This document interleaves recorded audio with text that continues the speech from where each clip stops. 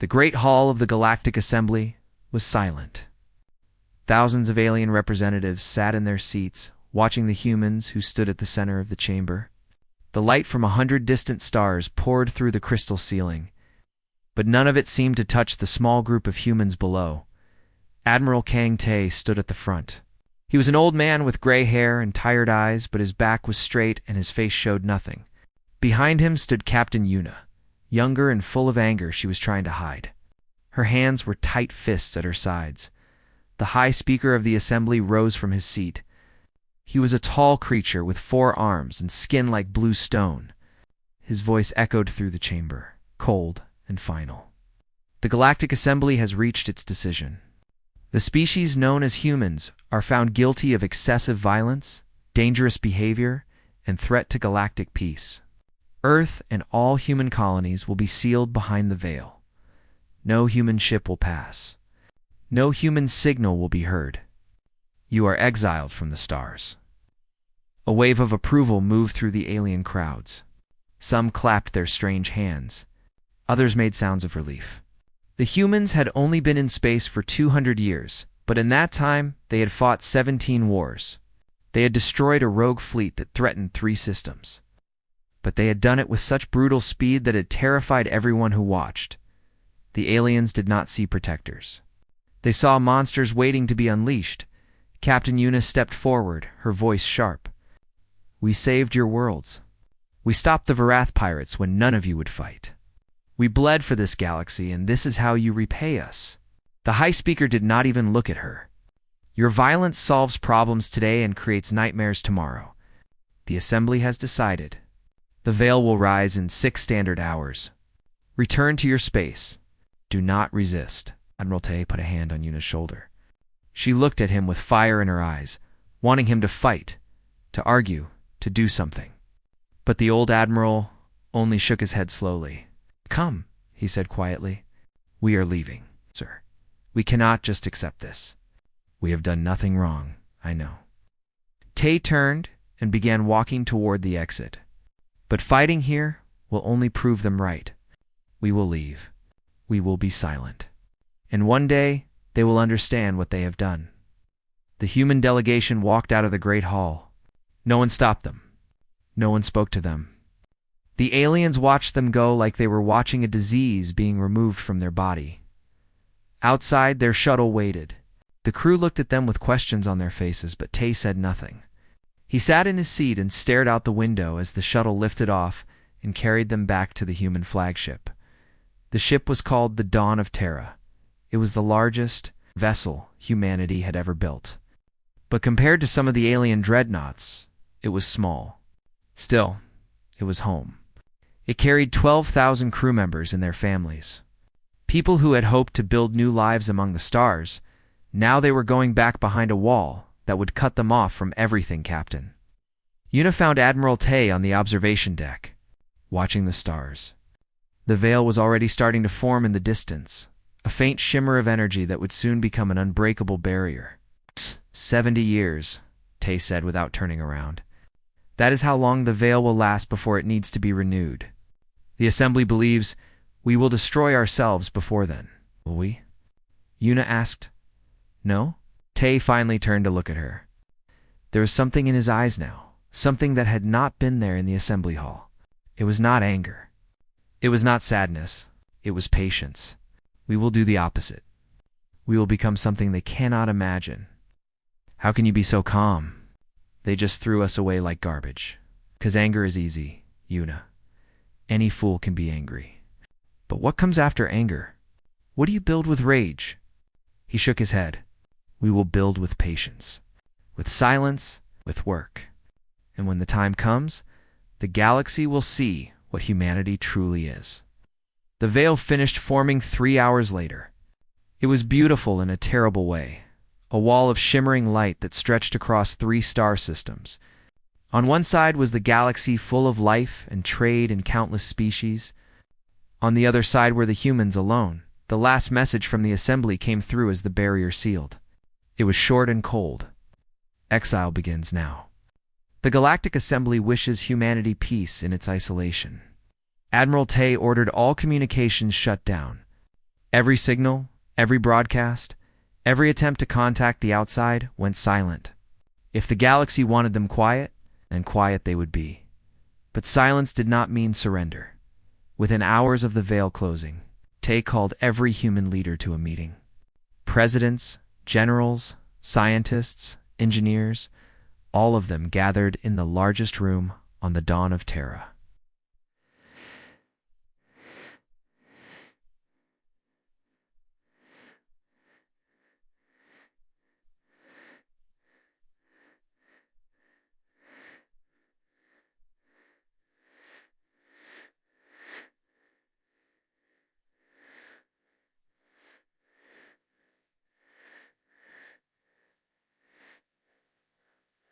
The butter I be, for better I be a birding. Some were angry, some were scared. Some had already given up hope. Tay stood before them and spoke. They think we are finished. They think we will turn on each other, fight our old wars, and die in the dark. They are wrong. Starting today, we are no longer divided. There is no more East or West. No more old nations or old hatreds. There is only humanity, and humanity will rise. He looked at each face in the room. We will build. We will grow. We will become stronger than they ever imagined. And when the time comes, when they need us, we will be ready. Not for revenge, not for conquest, but to show them who we really are. No one argued. No one disagreed. The exile had done something that centuries of diplomacy never could. It had united humanity completely. The work began that very night, and the galaxy, celebrating its victory, had no idea what was coming. The first 10 years behind the veil were the hardest. Resources were limited, space was tight, old habits died slowly. But humanity did not break. Director Park Soo-jin was a small woman with sharp eyes and a voice that could silence a room. For Soo-jin, the exile, she had been a diplomat, spending her days talking to aliens who looked down on her species. Now, she led the Unified Earth Council, a new government that represented all of humanity. She stood in her office on the colony world of New Seoul, looking at reports that would have made weaker leaders give up. Food shortages on 3 stations. Energy problems on the outer moons? A small riot on Mars that had been stopped before it grew. Every day brought new problems, but every day also brought solutions. Engineer. Kim Woo was a quiet man who preferred machines to people. He had spent his life studying energy, dreaming of ways to power ships and cities without the expensive fuel that the galaxy controlled. The exile gave him something he never had before: time and freedom. On the 15th year of the exile, he finished his greatest work. The zero-point reactor was small enough to fit in a room, but powerful enough to light an entire planet. It drew energy from the fabric of space itself, endless and clean. When he showed it to the council, Director Soo-jin actually smiled. "How long until we can build more?" she asked. "Give me 5 years," Woo said. "Then every ship, every station, every colony will have one." He was wrong. It only took 3. With unlimited energy came unlimited possibility. Factories ran day and night. New ships were built faster than anyone thought possible. The mining colonies on the asteroid belts expanded, pulling metals and minerals from rocks that had been ignored before. Humanity was no longer surviving. It was growing. Kim Hannah was Woo's daughter, but her mind worked in a different direction. While her father loved machines, she loved minds. She studied the human brain, trying to understand how people thought and communicated. The old methods were too slow. Radio signals took minutes to cross a solar system. Decisions that needed to happen in seconds took hours. On the 28th year of exile, she created the neural link. It was a small device implanted at the base of the skull, connecting human minds through quantum signals that ignored distance. A pilot on one side of the veil could think alongside an engineer on the other side as if they were standing in the same room. The first test nearly killed her. The feedback was too strong, and she spent 3 days in a medical bed, unable to speak. But she survived, and she learned, and she tried again. By the 35th year, every human soldier, pilot, and leader was connected. They moved as one. They thought as one. And they were faster than anything the galaxy had ever seen. General Li Day was an old soldier who had fought in the last human wars before exile. He had seen what violence could do, and he had no love for it. But he understood something important. Peace only lasted when someone was strong enough to protect it. He rebuilt the human military from the ground up. The old ways were forgotten. No more slow, heavy ships designed to show power. No more armies meant to conquer and hold ground. The new forces were fast, precise, and overwhelming. They trained not to start wars, but to end them in hours. "We will never attack first," Day told his officers. "But if someone attacks us, we will finish it before they know what happened." 50 years passed behind the veil. The galaxy outside continued as it always had. The alien species traded and argued and forgot about the dangerous apes locked away in their corner of space. Some historians wrote about humanity as a warning, a lesson about species that grew too violent too quickly. People simply did not think about them at all.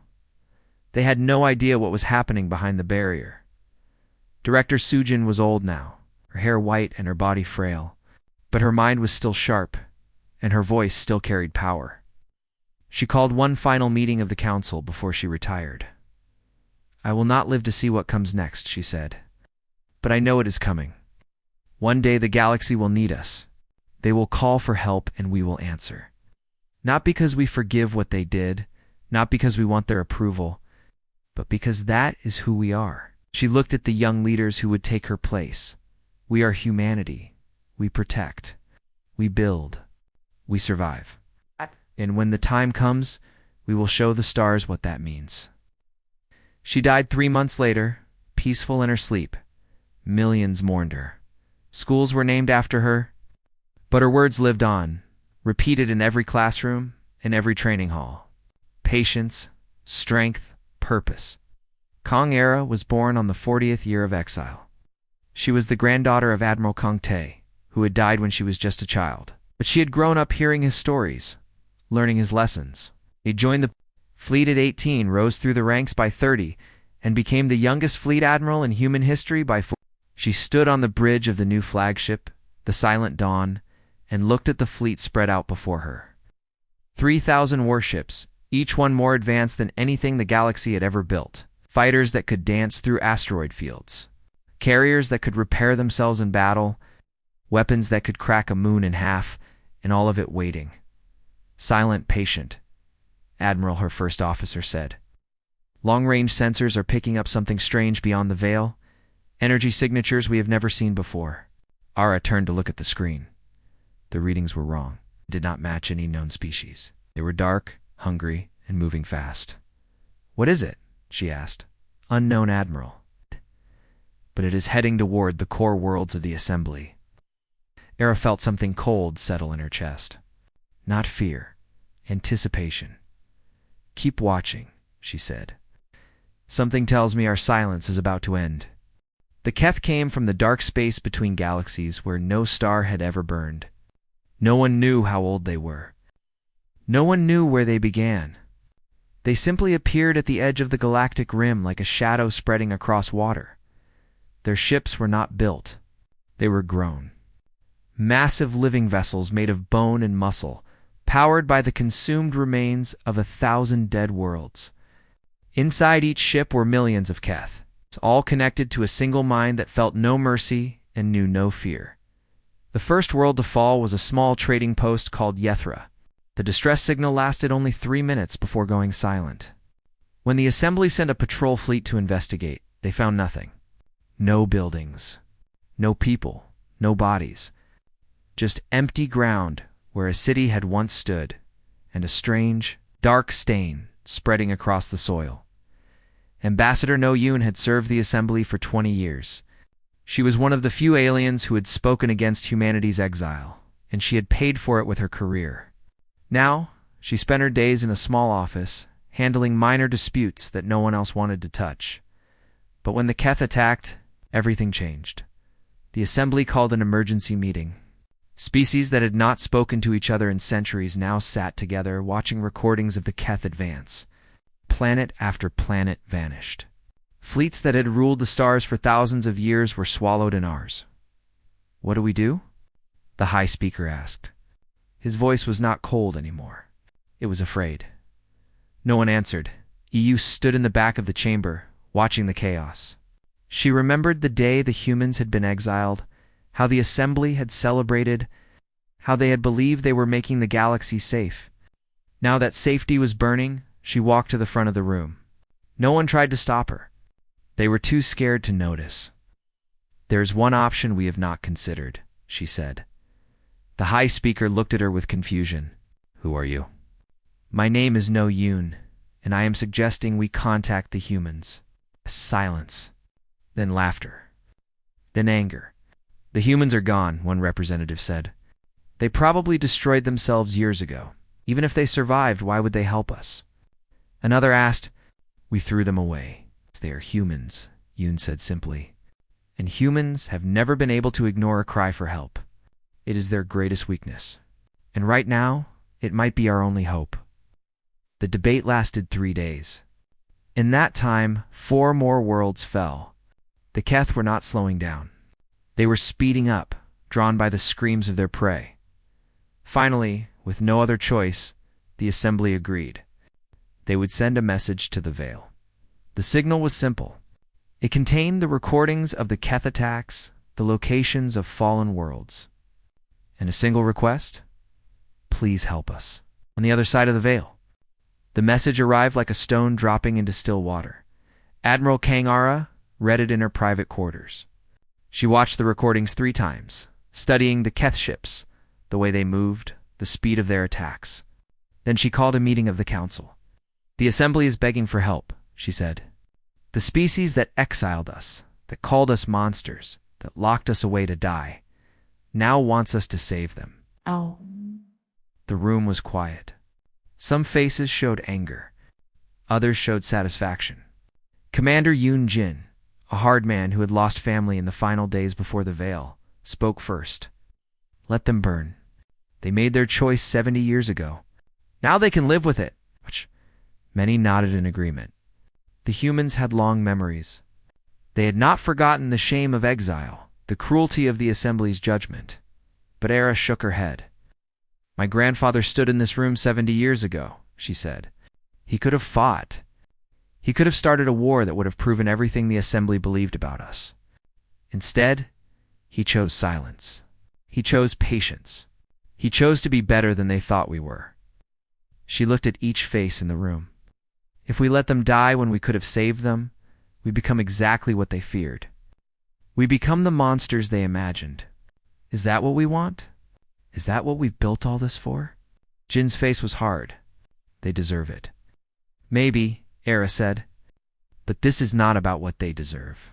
It is about who we are. We spent 70 years becoming something greater. Now we have a chance to prove it. The vote was not close. It was not easy. But in the end, humanity chose the harder path. They would return. Era stood on the bridge of the Silent Dawn as the fleet prepared to move. 3,000 ships, carrying 2 million soldiers, pilots, and crew. The most advanced force the galaxy had ever seen, and all of it had been built in silence. Open a channel to all ships, Era said. Her voice spread across the fleet. Reaching every heart and mind, we have been forgotten. We have been ignored. We have been called dangerous and violent and unworthy of the stars. Today, we prove them wrong, not with words. With actions, we will save the galaxy that threw us away. And when it is over, they will know the truth about humanity. She paused. Prepare to drop the veil. The energy barrier that had held humanity prisoner for 70 years flickered once, twice, and then vanished like morning mist, for the first time in a lifetime. The stars were open, and humanity was coming home. The Battle of Vareth Prime was supposed to be the last stand of the Galactic Assembly. 12 species had gathered their remaining fleets, every ship they had left, and formed a defensive line around the planet. Behind them were 3 billion civilians with nowhere to run. Ahead of them was the Keth swarm. The alien commanders watched their sensors with growing despair. The Keth, numbered in the hundreds of thousands, a living wall of darkness that blocked out the stars. Their bioships pulsed with horrible life, growing larger as they absorbed the debris of fallen vessels. Admiral Corthon of the Assembly Fleet gripped his command chair. He was an old warrior, covered in scars from battles he had won, but he had never faced anything like this. His ships were damaged, his crews exhausted, and his ammunition nearly spent. "How long until they reach us?" he asked. 30 minutes, his officer replied. "Maybe less." Corthon closed his eyes. 30 minutes. That was all the time the galaxy had left. Then his communications officer shouted, "Sir, new contacts emerging from hyperspace. 3,000 vessels. Unknown configuration." Corthon turned to the screen. At first, he did not understand what he was seeing. The ships were sleek and silver, moving in perfect formation. They did not look like anything the Assembly had built. They did not look like the Keth. Then a voice came through every speaker, calm and clear. "This is Admiral Kong Ara of the human fleet. We are here to help. Fall in behind us." Silence. Pure, shocked silence. The humans. The humans were alive. The humans were here. Corthon's first officer turned to him with wide eyes. "Sir, what do we do?" The old admiral laughed. It was a strange sound, born of exhaustion and disbelief. "We do what she says. All ships, fall back and let the humans through." The human fleet moved like water flowing through cracks in stone. Their ships were smaller than the Assembly's heavy cruisers, but they were faster than anything Corthon had ever seen. They slipped through the defensive line and formed a new wall between the Assembly and the Keth. Lieutenant Bei Su led the first fighter squadron. He was young, born long after the exile, raised on stories of a galaxy that had rejected his people. Now, he was flying toward that galaxy's enemies with 500 pilots behind him. "All wings, follow my lead. We hit them fast, we hit them hard, and we do not stop." The fighters launched like arrows from a bow. The Keth swarm seemed to notice them, turning a portion of its mass toward these new prey.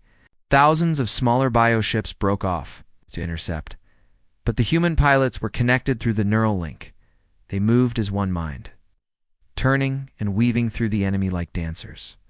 Their weapons fired in perfect coordination, cutting through Keth vessels that had shrugged off assembly fire like rain on the silent dawn.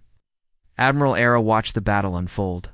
Her mind was linked to every ship in the fleet, seeing through 1,000 eyes at once. The Keth were strong, but they were slow. They fought like a swarm, reacting to threats rather than predicting them.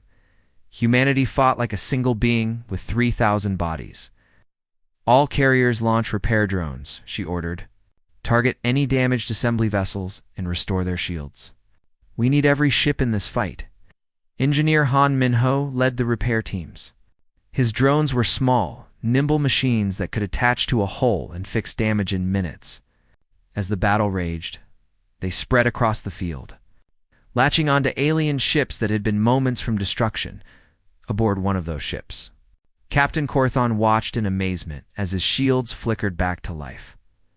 "What is happening?" he asked. "The humans," his officer said. "They are repairing us. In the middle of a battle, they are repairing our ships." Corthon did not have words. He simply ordered his weapons back online and joined the fight. The Keth swarm pushed harder.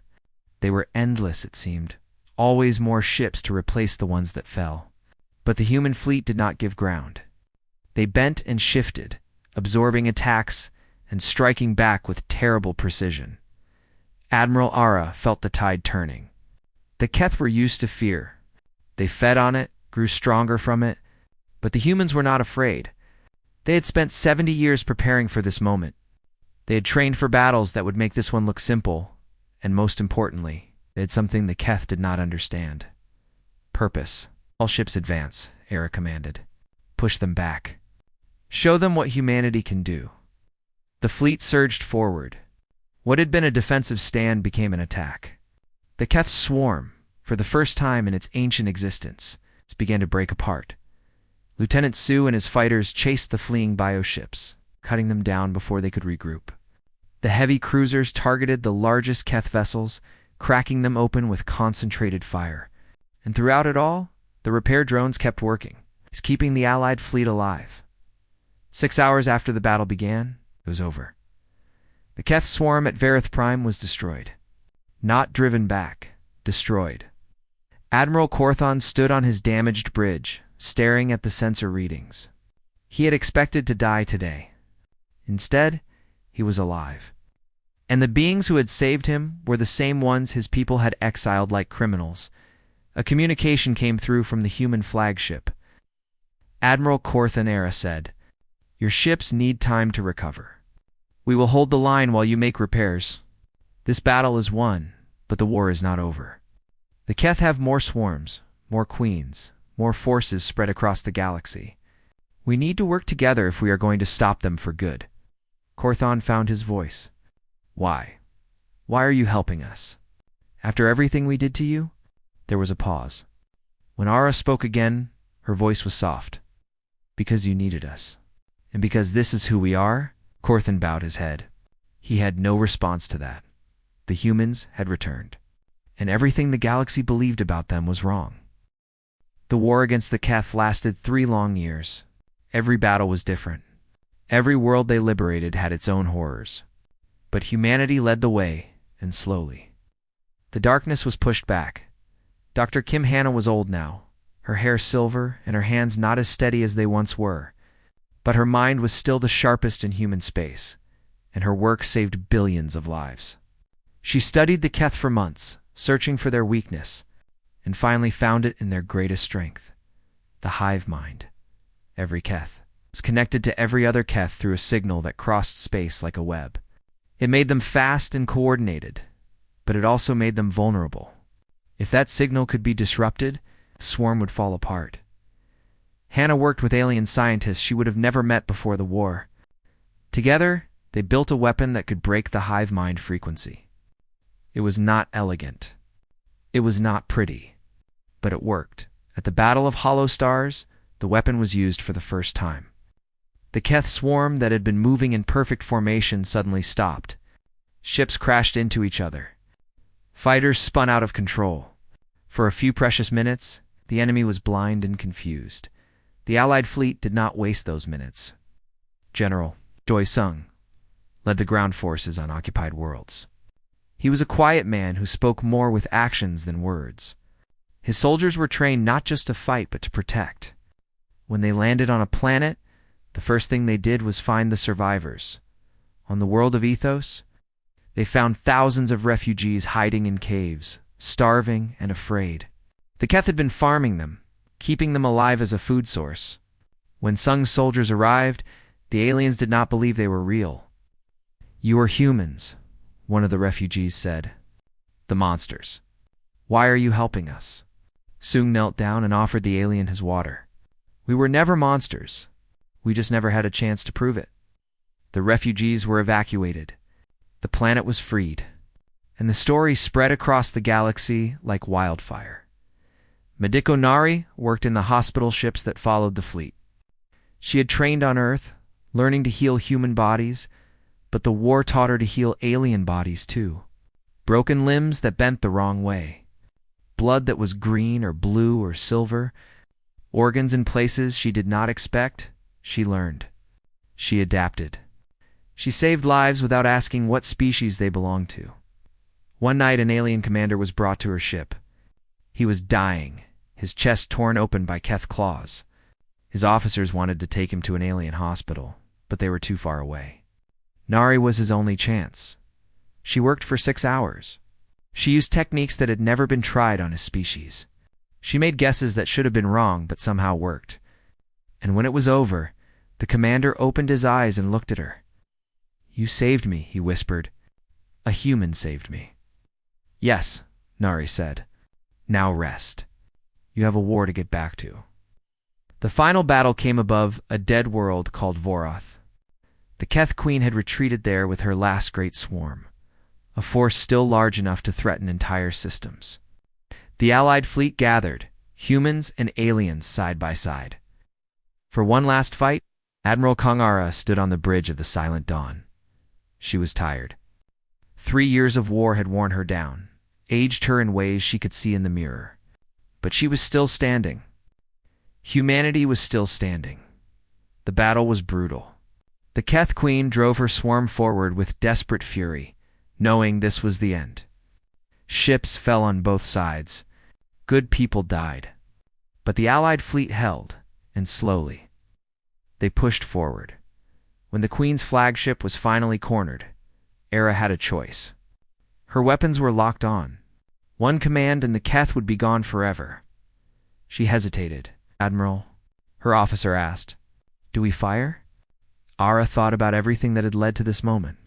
The exile. The silence. The return. Humanity had proven itself not through destruction, but through protection. If she killed the Queen now, what would that prove? She opened a channel. "Keth Queen, your swarm's broken. Your war is lost. You have one chance. Leave this galaxy and never return. This is the only mercy you will receive." Silence. Then, slowly, the Keth ships began to move. Not toward the fleet. Away from it. The Queen was retreating, taking her broken swarm into the darkness between galaxies. "They are leaving," the officer said, disbelief in her voice. "They are actually leaving." Ara let out a breath she had been holding for 3 years. "Good. Let them go. We have done enough killing." The war was over. The Galactic Assembly convened for the first time in years. The Great Hall was filled again, but the mood was different now. The species who had once celebrated humanity's exile now looked at the human. Delegation was something new in their eyes. Respect. The High Speaker rose. He was old now, worn down by years of fear and failure. His voice was heavy with shame. "We were wrong. We feared what we did not understand. We punished humanity for being different, and when the darkness came, they saved us anyway. There are no words to make this right, but we can offer a beginning." He turned to face Ambassador Yoon Hannah, daughter of Commander Jin. "We offer humanity a seat on the High Council. Not as equals, but as leaders. Guide us. Teach us. Help us become what you have already become." Hannah stepped forward. She was young, but her eyes held the weight of generations. "We do not ask you to forget what you did," she said. "Forgiveness is not given. It is earned. But we accept your offer. Not because we need you, but because the galaxy needs us, together." Years later, a monument was built on Earth. It was simple, just a stone with words carved into it. The words that Admiral Kang Tae had spoken on the day the veil rose. They told us to be silent, so we listened. We learned, we grew. And when they screamed for help, we answered, "That is what it means to be human." Visitors came from across the galaxy to read those words. And for the first time in history, they understood. Humanity had never been the monster. They had always been the hope.